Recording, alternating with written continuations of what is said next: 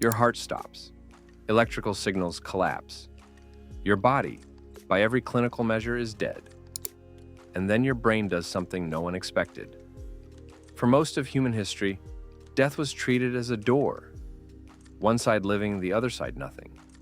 Clean, instantaneous, final. But neuroscience has been quietly dismantling that picture for about 15 years. And what it found in its place is far stranger than either side of the debate was prepared for. Here is what actually happens in the first 60 seconds after your heart stops. The moment cardiac arrest begins, your brain loses its blood supply. Oxygen drops. Within seconds, neurons, the electrochemical cells your entire inner world runs on, should go quiet. That is the expected story. Silence, fade to black. That is not what the data shows. In 2013, Jimo Borjigin at the University of Michigan placed electrodes on the skulls of rats and induced cardiac arrest. What her team recorded stopped the lab cold. In the 30 seconds immediately following cardiac arrest, the rats' brains didn't go quiet. They surged.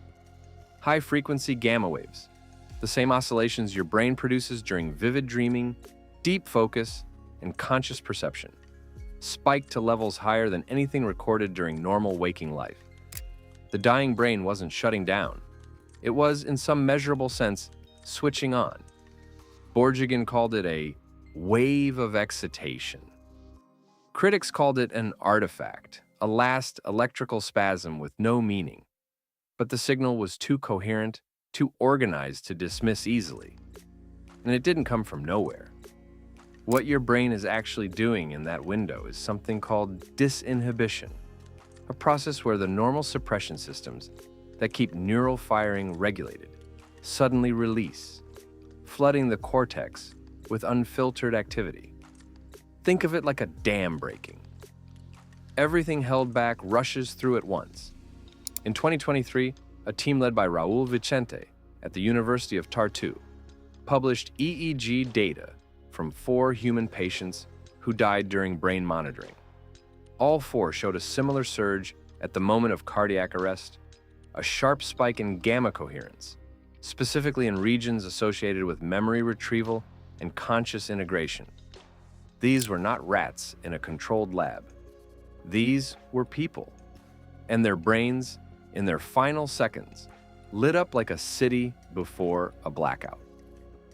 Now here's the part that philosophy cannot ignore.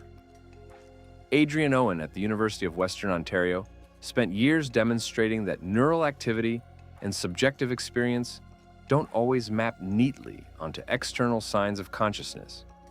His work with vegetative-state patients showed that a brain can be generating rich, structured experience while a body shows nothing.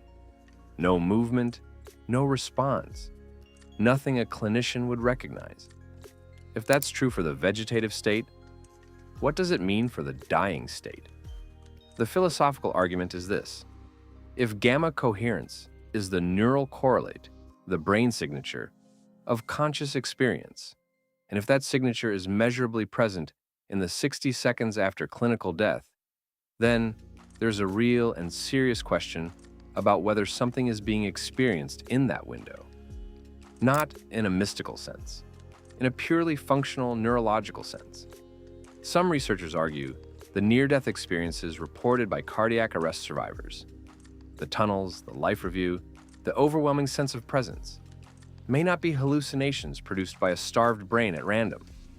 They may be the cognitive output of that final surge, organized, structured, intense beyond anything normal waking experience produces. Which means the moment your body is declared dead might not be the moment your experience ends. This has consequences that ripple outward in every direction. Into medicine, specifically into how long resuscitation is attempted and what irreversible actually means. Into law, into when personhood ends. Into the oldest human question there is, which every civilization has tried to answer and none has closed. You have probably never thought about what your brain will do in its last 60 seconds. Most people haven't. It doesn't feel like a question that applies yet.